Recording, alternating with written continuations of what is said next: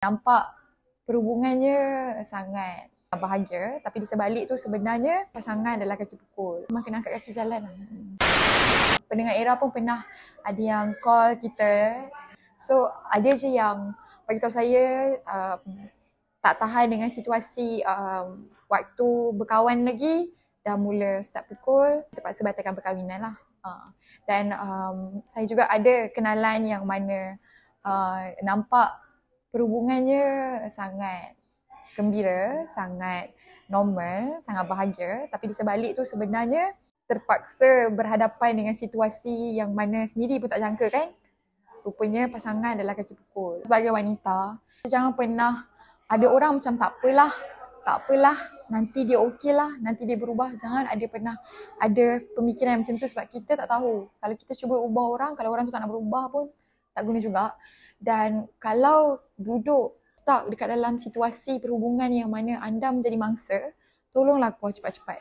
Sebab kita tak tahu sejauh mana kekerasan tu akan berlaku.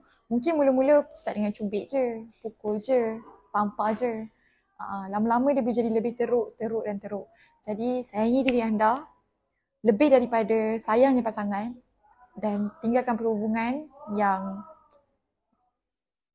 kekerasan yang kita tak nak benda buruk jadilah.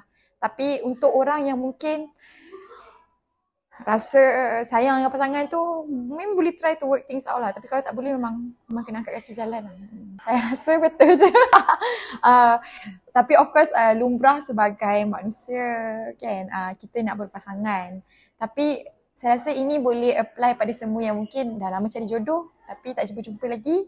Mungkin ini adalah masa yang Tuhan kata kat kita, oh ini adalah masa untuk anda fokus kat diri sendiri dan juga keluarga. Jadi bila satu hari nanti kita berpasangan, kita pun boleh sama-sama saling melengkapi. Dan saya rasa sekarang, especially untuk tahun 2025, wanita sebenarnya mampu buat segalanya sendiri. Tak ada apa yang mustahil untuk wanita. Kalau kita nak sesuatu, kita boleh dapatkan. Kalau kita nak beli benda, kita boleh beli benda. Kita nak pergi mana, kita boleh pergi mana. Dan sebagai seorang wanita, jangan pernah rasa, aku perempuan lah, aku tak boleh buat ni, aku tak boleh buat ni. Asalkan ianya tidak melanggar batas-batas, sebenarnya kita mampu buat apa saja.